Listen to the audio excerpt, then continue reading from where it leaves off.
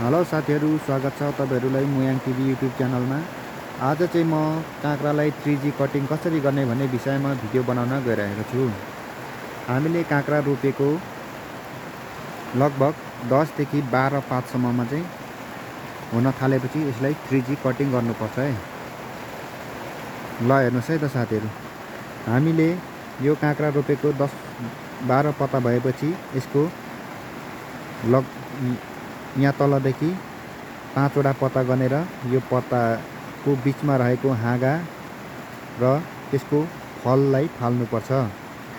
1 2 3 4 5 यहाँ 5 वटा फालिसकेपछि त्यसको माथिको स्टेपमा भने चाहिँ हामीले यो यहाँ आएको मुन्टालाई फाल्ने र यो फललाई छोड्दिने।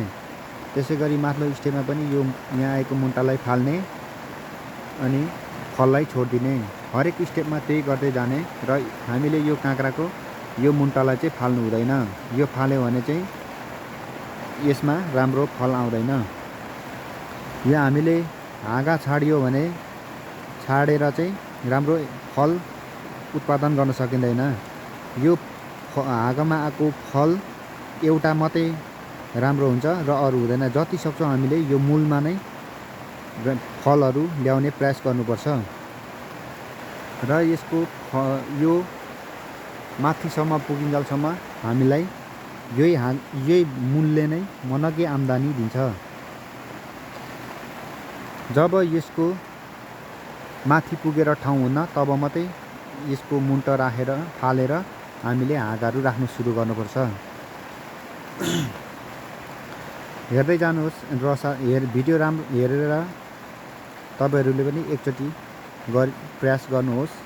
अवश्य राम्रो आम्दानी ल्याउन सक्नुहुनेछ। र मैले यो आज गर्दै गरेको 3G कटिङमा चाहिँ कतिको राम्रो उत्पादन लिन सक्छौँ हामी म अर्को भिडियोमा पनि अवश्य जानकारी गराउने छु। हस् त साथीहरू, अहिलेलाई भने यति नै भिडियो। म फेरि पनि यही काँक्राको भिडियो लिएर आउने छु।